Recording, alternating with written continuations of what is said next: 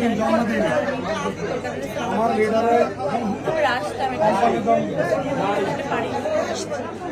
নানু ভাই আসলে কেমন হচ্ছে আমি কষ্ট পাবে স্যারও ছিল পার্সোনাল লাইফে আপনারা সবাই জানেন। সেলিব্রেশন করার মতো আমাকে স্পেশাল করে দেখার মতো কিছু ছিল। আমার মনে হয় যে ওই যে ছোটবেলার যে ইচ্ছা থাকে যে অনেক খুশি, অনেক আনন্দ, মেহেদি পড়া, নেল পলিশ পড়া, নতুন জামার গন্ধ, ওরকম আসলে ফিলটা তো আসলে বড় হওয়ার সাথে সাথে অনেক ফেড আউট হয়ে যায়। তখন অনেক দায়িত্ব চলে আসে, কর্তব্য চলে আসে, অনেক সময় ফেক জিনিসপত্র আমরা করে ফেলি সবার মন রাখার জন্য, সবার খুশিটা ধরে রাখার জন্য।